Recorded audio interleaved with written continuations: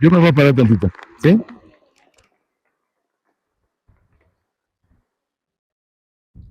Muchas gracias. Quisiera probar primero, ¿se escucha así bien mi voz? ¿O prefieren que lo haga así? ¿Con el micrófono? Perfectísimo. Bueno, el día de hoy, en primer lugar, quiero agradecerle a nuestra amiga y colega, la maestra Marisol. Muchas gracias por organizar este bonito evento. A veces, y la mejor manera en que los abogados tenemos que celebrar el Día del Abogado, pues es compartiendo un poquito de conocimiento y después un tequila, ¿verdad? Entonces, muchas gracias a ustedes, muchas felicidades a todos y cada uno de ustedes. ¿Sí se escucha bien? ¿Sin micrófono? Como ustedes me digan. ¿Sí? Va. Bueno, en primer lugar, quiero felicitarlos a todos ustedes. Feliz Día del Abogado. Sigamos ejerciendo esto. El día de hoy quiero platicarles sobre un tema que se llama juicio sumario de usucapión. ¿Saben lo que es un juicio sumario? Concretamente, un juicio sumario significa que es más rápido, que es más breve y que no es como el juicio ordinario. Nosotros en el Estado de México estamos privilegiados con esta figura jurídica que no existe en toda la República, nada más aquí en el Estado de México. Pero les voy a platicar primero de algo que era un verdadero problema en aquellos años cuando se creó el juicio sumario y ahorita la fecha, la irregularidad de la propiedad privada. Tantos lotes. Como abogados, ¿cuántas veces hemos escuchado o conocido que viene el papá, la mamá y que le dice, le quiero dar un cachito a mi hijo y le da el pedacito de manera irregular? Evidentemente es micrófono, lo que ustedes me digan, con micrófono. Bueno, entonces, bla, bla, bla, ahí creo que ya. Ok, entonces por ahí en el lejano 2016, cuando todo esto todavía era monte, ¿no? En el Instituto Mexiquense de la Vivienda Social, yo laboraba como subdirector de asuntos jurídicos. Ahí recibimos una iniciativa de una sinergia entre el Poder Judicial y el Poder Ejecutivo para poder atender esta problemática estatal, que era la falta de regulación de la tenencia de la tierra. ¿Cuál era el problema? Que el juicio ordinario de usucapión es muy tardado. A la fecha, inclusive en estos días, con toda la modernidad que ya tenemos del tribunal electrónico, de las promociones electrónicas, se tarda aproximadamente un año y medio, lo que lo hace completamente pues, tardío y muchas veces ni siquiera se hace el trámite bien. Bueno, surge la idea de hacer un juicio sumario que sea breve y que se pueda realizar. ¿Cómo empezamos con este tema? En primer lugar, tenemos que identificar que solamente se puede realizar con la propiedad privada. No puede verse temas ejidales del Estado de México, nada de eso, las situaciones de la competencia y la capacidad. Únicamente materia civil, propiedad privada. Tiene que tener antecedentes registrales previos. La usucapión es un modo de adquirir la titularidad de la propiedad mediante la posesión, pero el requisito sine qua non, es decir, el requisito per se, significa que tiene que tener antecedentes registrados.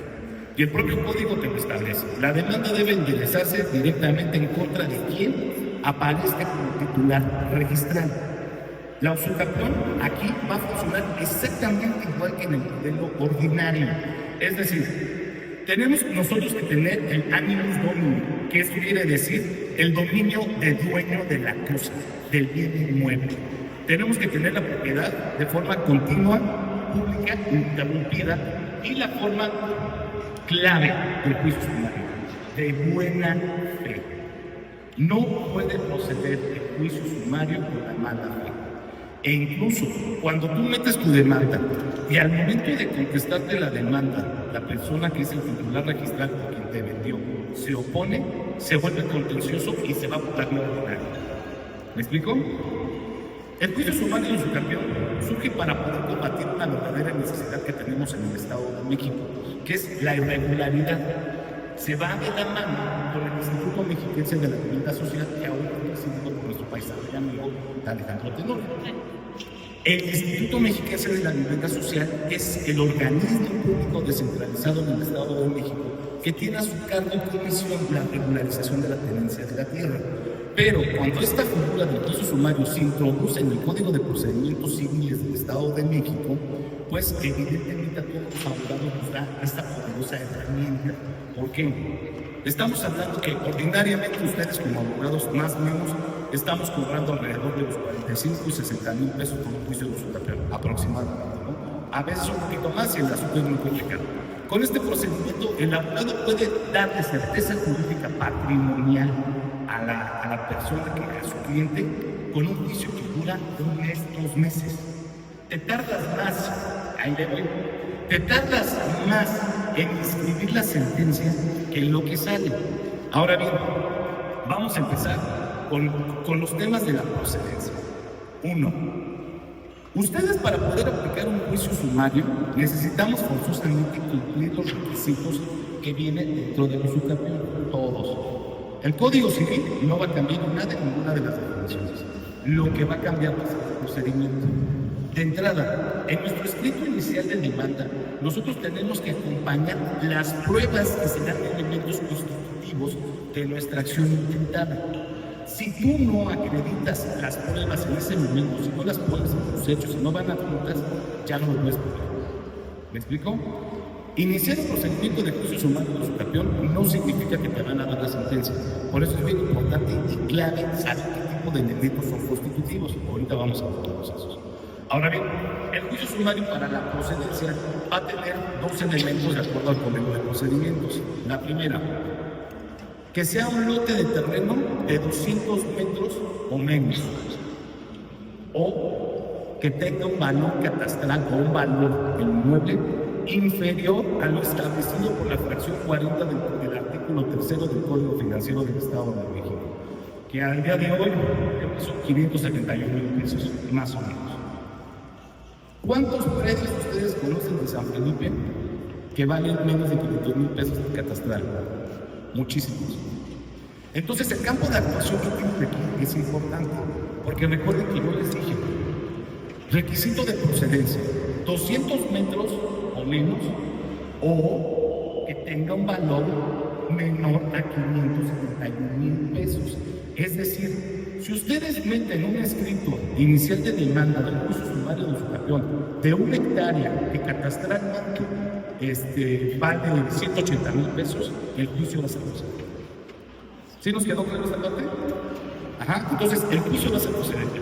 Aquí tienen un excelente área de oportunidad ustedes como abogados, como juristas y como compañeros, de que podamos dar un servicio más rápido y más eficaz. ¿Qué es lo que pasa? Tú, una vez que acreditas estos elementos, dentro de lo que es el acuerdo de admisión, te van a decir si fue admitido el procedimiento o no, para que tú puedas acreditar la medida del terreno, pues, sencillamente pues, el dibujo catastral, un plano manzanero, o bien un plano topográfico, para poder acreditar fehacientemente el valor de este inmueble, pues la clave de esta certificación, la clave del valor, la clave catastral que nos da la ley. Con eso lo presentas y te lo va a admitir el juzgado. ¿Me explico? Ojo, este juicio puede tener muchos tipos de pruebas. La declaración de parte, por ejemplo. Ajá. Evidentemente, la prueba confesional, que es la madre lectura de todas nuestras pruebas, que la quitaron del Código de Procedimientos, ¿cierto? Pero aquí todavía sigue vigente. Ajá. Nosotros tenemos que ofrecer las pruebas en ese momento. ¿Cuál va a ser la belleza del juicio sumario? 1. Ordinariamente nosotros cuando metemos una demanda dan 9 días para poder contestar, ¿no? Bueno, en el juicio sumario te van a dar 5 días. En esos 5 días la persona tiene que contestar si concede el derecho, se opone o qué pasa. Si se opone al derecho y a la acción ejercitada, reitero, lo manda a un juzgado de penal. ¿Me explico? Hay 2 juzgados especializados en juicio sumario. El primer juzgado del Valle de Toluca se encuentra en el Palacio de Justicia que está en el municipio de Lerma. Ahí, como a San Pedro de Tepec, si nunca han ido, vayan, les muebles en baratos de buena calidad. Y ahí donde la vuelta está el primer juzgado. Y el otro está en Ecatepec. Ajá. Ahora bien, a nosotros nos queda bastante lejos ir a Lerma a meter un juicio sumario. Promuevan la misma la vuelta. Así, solicitan, acuérdense que la competencia por territorio de la es prorrogable en diferencia de todas las demás. Entonces, al momento que tú le solicitas a tu juez civil de Iztahuaca, ¿sabes qué? Quiero que Martínez, porque por distrito judicial me pertenece, le va a dar entrada. Evidentemente, como no es un juzgado especializado, se van a tardar un poquito más de tiempo. Sí, te van a dar los 5 días y todo eso, pero probablemente el acuerdo de admisión o la cita con el notificador para ir a emplazar va a ser la más tardada, que es lo que verdaderamente a nosotros nos retrasa nuestros procedimientos. Realmente lo que nos retrasa no es tanto que salga el acuerdo o no, es el trámite burocrático absurdo, a veces ridículo, de ir a sacar una cita con el notificador, con el ejecutor, hasta para las copias certificadas, de que ya las sacaste y ¿cuándo se me las dan? Venga, si el jueves, venga, pero hoy es jueves, no, toda una semana, y lo pierdes. Esa es la parte que nosotros tenemos que enfrentar, pues bueno, es un tema del día a día. Ahora bien, una vez que la persona tiene contestada la demanda, recuerden, desde el 2014, por criterio de la Suprema Corte de Justicia de la Nación, se tienen que acreditar los elementos constitutivos traslativos de dominio. Es decir, si yo estoy diciendo que lo compré, ¿cómo lo compré? ¿Ante quién cómo le pagué? ¿Qué le di? ¿Qué documentos? Todo vale. Ajá. Es muy importante que nosotros tengamos en consideración que si no ofrecemos las pruebas de nuestro escrito inicial de demanda, no lo podemos ofrecer, no se pueden subsanar. ¿Me explico? Hay jueces buena onda, pero la mayoría los va a votar. Entonces, hay que tener bien planchadito, bien planeadito, ¿qué voy a dar? Ahora bien, ¿con qué pruebas van a nosotros acreditar? La posesión pública, continua, de buena fe, todo lo demás. Una de las pruebas favoritas que podemos utilizar es la prueba testimonial. Ajá. ¿Quién sería idóneo para la prueba testimonial? Pues evidentemente los vecinos del lugar. Llevar al cuate y al compadre que digan, no, pues si tiene posesión, y a usted le cuenta, no, pues no, eso no nos va a servir. Tenemos que ser muy claridosos y muy específicos para saber qué tipo de testigo vamos a llevar. El típico palero que nos sirve para las audiencias no nos va a servir. ¿Por qué? Porque este tipo de procedimiento tiene un nivel de exigencia jurídica bastante alto. Esto, pues evidentemente, para evitar franco fraude procesal o constituir actos de fraccionamiento. ¿Me explico? O sea, que se van a hacer ¿no? Entonces, esto se hace para poder evitar estas cosas y los juzgadores tienen que tener un sentido bastante estricto de la forma en que se van a desarrollar estas pruebas. Ahora bien, ¿qué es lo que pasa? ¿Cómo viene el tema del desahogo de las pruebas? Una vez que contestas la demanda, ya se tiene contestada la demanda, se da una audiencia única. Audiencia única global. En esa audiencia única se admiten las pruebas, se desahogan. Si hay una prueba profesional, si hay una prueba testimonial, se va a hacer el desahogo, ¿no? Si hay un peritaje, se va a hacer el desahogo. Ajá. Y en esa audiencia se citan los alegatos. Los alegatos los tenemos que dar de manera oral. Es bien importante que empecemos nosotros con el fundamento de la oralidad, que el Código de Procedimientos Nacionales te va a llevar a que todo lo tengas que decir de manera oral. ¿Y esto por qué? Pues que comúnmente los abogados no le calentamos la cabeza a nuestros clientes y pues se pelean más de lo que realmente quieren, ¿no? Entonces eso pasa bastante seguido. Esta oralidad, en el momento de que vengan los alegatos, tenemos que ser constitutivos a no olvidar que el procedimiento es sobre una acción campeón. Entonces, la continuidad tiene que demostrarse. Ajá. La buena fe. La buena fe, por ejemplo, si nosotros, por ejemplo, decimos, es que sí me lo vendió y después se descubre que estamos en un acto de mala fe, ¿alguien recuerda cuál es la diferencia entre buena fe y mala fe? La buena fe se presume siempre, pero deja de ser buena fe cuando tú te das cuenta que el documento que tienes como posesión tiene vicios o no fue con el consentimiento del titular de la ciudad. ¿Me explico? Ahí se vuelve de mala fe y ya se vuelve un verdadero documento. Ajá. Bueno, después de que tenemos esos acreditados elementos de buena fe, continua, ininterrumpida, tenemos que buscar acreditar la fecha cierta. Ahora bien, la fecha cierta, como ustedes saben, se pueden acreditar en todo el mundo, ¿no? Cuando el documento fue pasado a un jefe notario público que lo certificó de su existencia, tal vez no de su contenido, pero de que existió. Cuando se paga el tratado de dominio o desde la fecha de la muerte de los comparecientes dentro del contrato.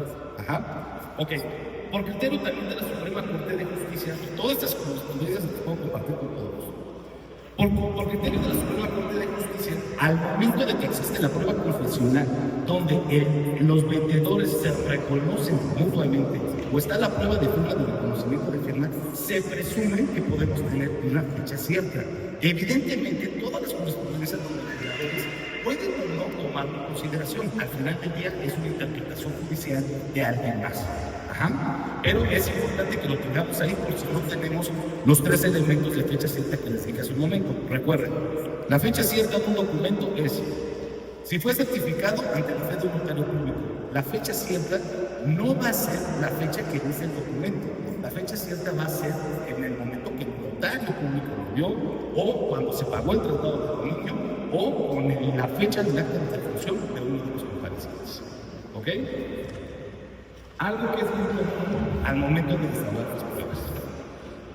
Normalmente, como este tipo de juicios surgen para poder regularizar predios chiquitos que están dentro de uno mayor, porque francamente es muy normal que en México se hagan las cosas a la brava y no las hagan con eso de terreno, ¿no? Eso es bastante normal. No se debe hacer, pero que yo no vengo a filosofar sobre el deber ser. Entonces, no se debe hacer, pero la forma de regularizarlo es así. Esto es, los que estén anotando, anoten esto. En todo juicio sumario o sustracción debe presentarse un peritaje de agrimensura. Sí o sí. El peritaje de agrimensura va a servir para poder determinar que el predio objeto de la litis pertenece a una fracción superior. Esa es la forma correcta de que lo va a acreditar. Puedes acreditar eso con muchísimos otros elementos. Puedes acreditarlo con un plano manzanero, puedes acreditarlo con las testimoniales, con las confesionales, pero la verdad, esperaba ver al doctor Vicente para preguntarle hoy si había algún tipo de acuerdo o perverso entre jueces, ¿no? Pero creo que no vino, pero yo creo que sí hay un tipo de acuerdo entre juzgadores, porque muchas sentencias salen no procedentes ni operantes para la acción superior porque no llevan el peritaje de agrimensura. No viene en ningún código, no viene ordenado en ningún lado. ¿De dónde sacaron esto? Pues bueno, desde la inteligencia de evitar el franco fraude procesal. Porque muchas veces había predios que ni siquiera pertenecían a la no, o sea, con tal de que la gente tenga una estructura, porque muchas veces nuestros clientes no tienen la capacidad, no conocen la profundidad de la diferencia entre la propiedad, entre lo que es propiedad y lo que es la posesión. Dígame.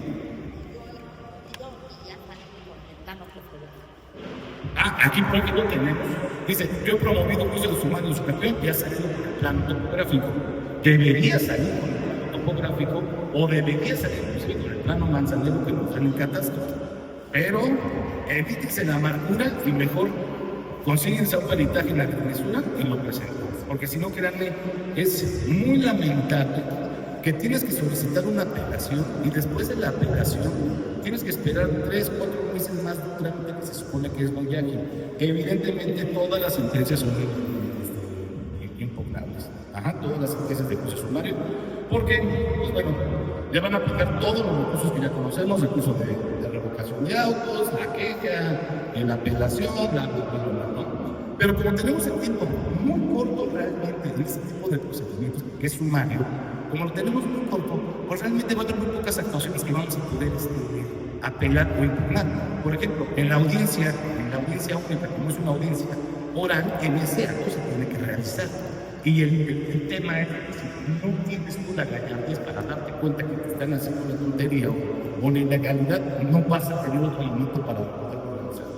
Tiene que ser ahí, en ese momento. ¿Ok? Ahora bien, después, ¿qué otro elemento podemos y debemos demostrar en este tipo de procedimientos? Por jurisprudencia de 2014, la Suprema Corte de Justicia también determinó que el allanamiento no sirve para acreditar la posesión. Entonces, muchas veces nosotros pensamos, oye, ya lo demandé, ya se me allanó, el predio ya es mío. No va a funcionar. No va a funcionar. ¿Por qué? Porque la posesión se tiene que acreditar de manera fehaciente. Si la persona se te allanó a la demanda, a la acción de superior, bendito Dios, ya se llenó, ya tienes una prueba más y sería como que una profesión expresa en el instituto de entrenamiento. Y evidentemente, si se allanan con ustedes, pidan que vaya a ratificar la firma y el contenido de su escrito, y aún así, aunque esté ratificado y esté allanado, vayan con un peritaje de agrimesura, vayan con pruebas que demuestren los actos traslativos de dominio. Por ejemplo, pagos. Si se le pagó, aquí está, con recibidos, con todo lo demás. Y lo más importante, no hay que fingir actos procesales cuando no es necesario. Muchas veces pensamos que una sucapión no va a funcionar con un contrato de donación. Aquí no. Es un acto tratativo. Es un documento fehaciente que sirve. Evidentemente, si queremos nosotros simular un acto de donación entre dos compadres, difícilmente lo va a tener que juzgar, ¿no? La donación, por ejemplo, siempre va a tener que ser entre familiares, padres, hijos y todo eso. Porque acuérdense, uno de los requisitos, una de las inoperancias de los sucapión es entre padres e hijos a las autoridades como el ayuntamiento, y cuando se está buscando fraccionar un lote. La forma de evitar eso es precisamente con un documento que acredite el acto traslativo del dominio. Aunque tú digas, se lo aboné a mi mamá, si está tu contrato de donación, va a ser procedente con su sucapión. ¿Ok? No hay que confundir la acción de usucapión con el procedimiento sumario. Los elementos constitutivos de la acción de usucapión se tienen que acreditar como si fuera un proceso ordinario. En el juicio sumario, la ventaja que van a tener es que es un procedimiento así y cobran más rápido. Me encanta cuando hablo de dinero porque todos se hacen mucho por el principio. Y es la parte importante porque nosotros nos dedicamos a eso. Y no está mal cobrar por un servicio. Evidentemente existe una opción pública y gratuita de muy bajo costo, es en el Instituto Mexicano de la Vivienda Social, es en el conocido exactamente, lo pueden mandar a cualquiera de las 12 delegaciones que están en todo el Estado de México, pero pues lamentablemente como la mayoría del sector público no tiene la capacidad para poder llevar todos los asuntos. Le hacen falta manos. Ajá. ¿Qué consideraciones me gustaría puntualizar? Uno, nosotros tenemos en primer lugar nuestro escrito inicial de demanda debe ser y va a ser procedente si acreditamos cualquiera de estos dos elementos. Esto a modo de producción. Que el predio tenga una superficie menor a los 200 metros o que tenga un valor inferior al estipulado por la fracción 40 del artículo 3 del Código Financiero del Estado de México, que para el 2025 son 571,000 pesos en cacha. Ajá. Si nosotros tenemos un terreno de 10 hectáreas y tiene un valor catastral de 400,000 pesos, pasa a proceder. ¿Me explico? Pero la única forma de poderlo acreditar es fehacientemente con la constancia. Inclusive, indebidamente, algunos ayuntamientos sabiendo el fraccionamiento de los terrenos sin tener una supervisión autorizada. ¿Me explico? Si ustedes tienen una constancia de un pago previo que ya está realizado en unos años, donde se podían hacer estas maravillas y pueden acreditarlo, con esa constancia se hace. Y que de todas maneras esa constancia ustedes la van a necesitar. ¿Por qué? Porque al momento de que tengan su sentencia definitiva, con ese documento el IFREM va a pasar el valor del crédito. Y si es inferior a los 531,000, pagan como esos de derechos de exclusión. O sea, es una maravilla completa. Inclusive para pagar el traslado del dominio con la propia sentencia definitiva que tienen, acuden a catastro y pueden hacer el trámite. El juicio sumario, desde mi punto de vista, dedicándonos a regularizar precios, es una excelente opción. ¿Por qué? Lo hace mucho más rápido que el juicio sumario. Sale la sentencia, tiene el mismo peso legal, tienes que dar 2 o 3 vueltas al juzgado. Lo que les pido, tramiten su firma electrónica en el Tribunal Electrónico del Estado de México. Es un servicio gratuito, es un servicio en línea, tanto para materia federal como para materia estatal. No saben las maravillas que es. Inclusive, en mi caso particular, yo a mis clientes también se los trato, porque no necesitan ser abogados. Y tú ya desde la comodidad de tu casa puedes estar haciendo todas las producciones que necesites. o revisando los acuerdos y te evita muchas vueltas en el juzgado. Vale muchísimo la pena. Haga. ¿Alguna duda que tengamos? Pues me encanta la exposición, Doc, qué gusto escucharlo, pero por eso insisto en el Tribunal de Disciplina Judicial, porque, bueno, en el caso de su servidora, sí ha tenido algunos detalles ahí en el juzgado. Entonces, ahorita que lo comentas que es breve, que es rápido, pues en algunos casos, en otros no. A nosotros nos ha tocado, pues, que casi es como un juicio ordinario. Lo que comentabas hace un momentito de que se allana, bueno, finalmente si ya me allané, si ya se allanó el demandado y aparte estoy acreditando todos los extremos de la acción y tengo los medios de prueba pertinentes suficientes para acreditarla, como por qué tengo que abrir a prueba. Pues en muchas ocasiones se abre a prueba y pues te llevas más del año. Entonces ahí la cuestión en su momento, magistrada, que podamos ahí hacer algunos ajustes, porque tanto en los delitos judiciales no contenciosos como hay en donde se supone que ya se resolvió un asunto, todavía se lo tarda más. Y en el caso muy particular de la Sumario de Sustración, que debería de salir de acuerdo a la justicia junta y expedita, que te gusta en 2, 3 meses, 6 meses, cuando mucho, y a veces nos extendemos más, ¿no? Entonces, ahí que existe el criterio del juzgador, digo, si estoy mostrando todos los elementos, pues ¿por qué no dictar la exigencia, no? Dictarle el tiempo, sin tanta burocracia, porque realmente es eso que a lo mejor para emplazar, en lugar de que sea los 15 días, te vas a los 6 meses. Pero bueno, son muchas cuestiones que ahí sí me crean un poquito no de incertidumbre, pero sí de aplicación para los usuarios, ¿no? Que ellos efectivamente cumplan con esos principios de lealtad, de sencillez, de que los trámites no sean así burocráticos, de que en su momento se eviten esos formalismos que a veces no van a la en particular, ¿no? Y me tocó, por ejemplo, aparte del juicio sumario de Sustración, en un procedimiento judicial no contencioso donde ya tenemos la resolución y es para ejecución únicamente, que el registrador público de la propiedad te diga que no es el inmueble, ¿no? Que las leyes de coordinación no son las correctas, cuando ya fue un tema de discusión y de análisis por parte del juzgador, ¿no? Entonces el registrador pues solamente da publicidad, no crea derechos y sin embargo está cuestionando la voluntad del juzgador. Y todavía tú vas al Consejo de la Judicatura a quejarte y en su momento el Consejo de la Judicatura o en la Contraloría en su momento que era quien juzgaba o en su momento llevaba todo el procedimiento para los jueces por las acciones o omisiones, te pedían, digo, en otras dependencias se puede actuar de oficio de petición de parte, yo voy, presento la queja, me la pueden levantar. Y en el caso de la Contraloría, no, tráete tu demanda, tráete tu queja, tráete tu juicio, tráete todas las pruebas.